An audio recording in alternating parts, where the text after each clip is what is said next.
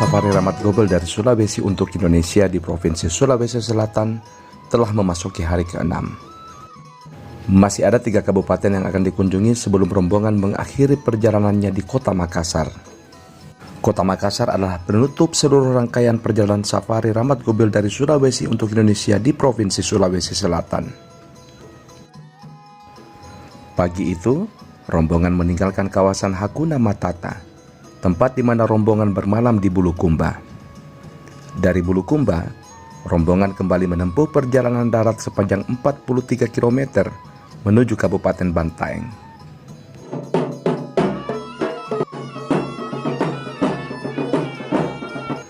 Di Kabupaten Bantaeng, Rahmat Gobel telah dinantikan oleh Bupati Bantaeng Ilham Syah Asikin.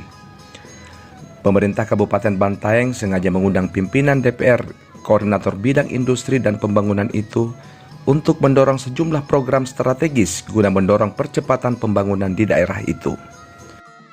Saat ini, Kabupaten Bantaeng sedang mengupayakan pembangunan fasilitas pelabuhan di Kecamatan Pajakukang.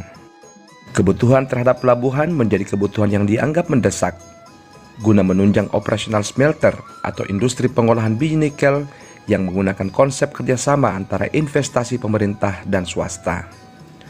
Dalam sambutannya, Rahmat Gobel akan mempermudah dan menuntaskan program pembangunan pelabuhan tersebut dengan kementerian terkait.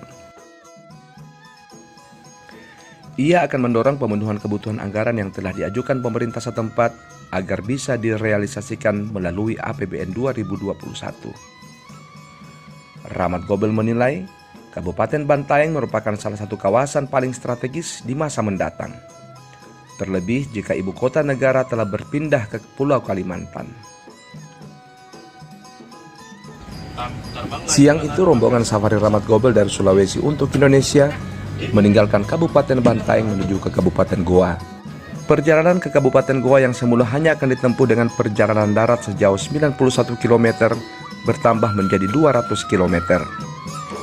Lantaran di tengah perjalanan, Wakil Bupati Takalar meminta kesediaan Rahmat Gobel untuk mampir ke daerah itu. Permintaan Wakil Kepala Daerah yang beristrikan perempuan Gorontalo itu membuat hal itu menjadi sukar untuk ditolak.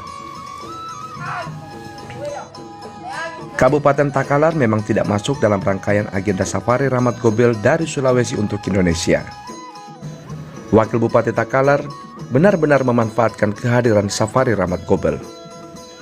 Sejumlah proposal program strategis daerah itu menjadi salah satu oleh-oleh yang dibawa Rahmat Gobel untuk disampaikan ke kementerian terkait.